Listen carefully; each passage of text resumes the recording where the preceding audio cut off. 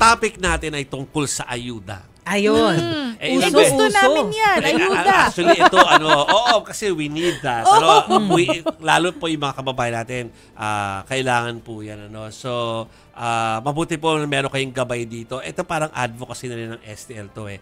Parang yung ayuda na po, karapatan nyo makakuha ng ayuda, karapatan nyo rin po na yung mga benepisyo ay makuha ninyo. No? Pero wag po yung tatanawing utang na loob doon sa kinuhanan nyo o nagbigay sa inyo yan dahil yung ayuda po ay talaga namang dapat ay para sa inyo. Pera natin yan eh. Yan. Pero meron daw po na mga rules ang COMELEC tungkol dyan. Okay. Naaprubahan na po ng COMELEC ang pamamahagi ng ayuda kahit campaign period.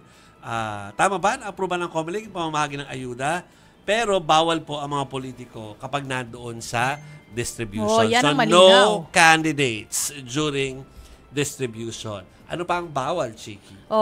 Absolute ban. As in, bawal na bawal in all forms sa mga kandidato sa ayuda payout venues, no? So, dun sa mga venues na kung saan kayo bibigyan ng ayuda, mga kapatid, bawal.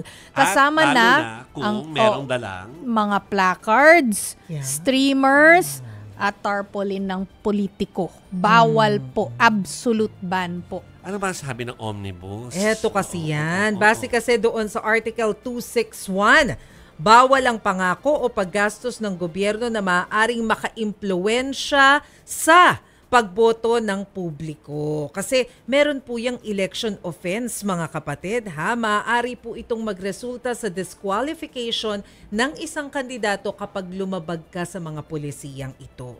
Iimbestigahan ng COMELEC yan. Yes.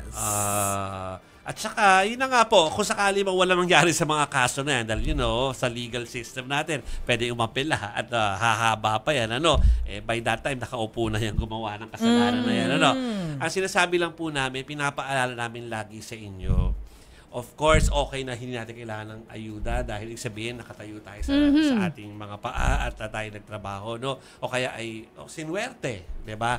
Pero kung sakali man kailanganin nating lahat yan tulad nung panahon ng pandemya, kailangan natin lahat. Yes. So binigyan tayo, no? Pero hindi ko iisipin na ito yung utang na loob ko doon sa nagbigay. Dahil talaga naman kailangan nila ibigay yun sa atin. Saan ba galing yun? Sa pera rin naman natin. Correct. Sa buwis din naman natin.